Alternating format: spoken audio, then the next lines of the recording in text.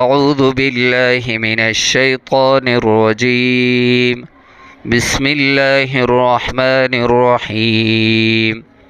يا أيها الذين آمنوا لا يحل لكم أن ترثوا النساء كرها ولا تعضلوهن لتذهبوا ببعض ما آتيتموهن إلا أن يأتين بفاحشة مبينة وعاشروهن بالمعروف فإن كرهتموهن فعسى أن تكرهوا شيئا ويجعل الله فيه خيرا كثيرا وإن أردتم استبدال زوج مكان زوج وآتيتم إحداهن قنطارا فلا تأخذوا منه شيئا أتأخذونه بهتانا وإثما مبينا وكيف تأخذونه وقد أفضى بعضكم إلى بعض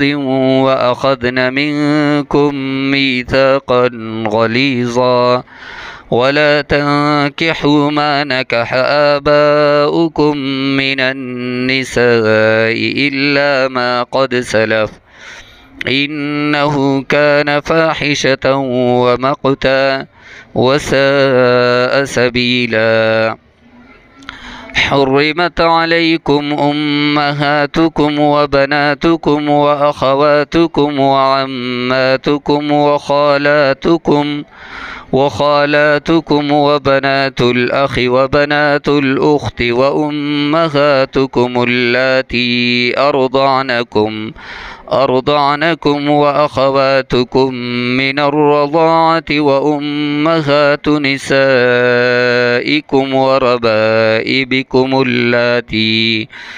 وربائبكم اللاتي في حجوركم من نسائكم اللاتي دخلتم بهن فإن لم تكونوا دخلتم بهن فلا جناح عليكم وحلائل أبنائكم الذين من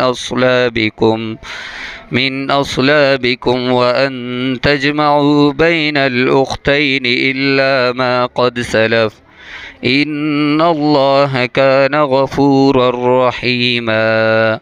صدق الله العظيم. والسلام عليكم ورحمة الله وبركاته.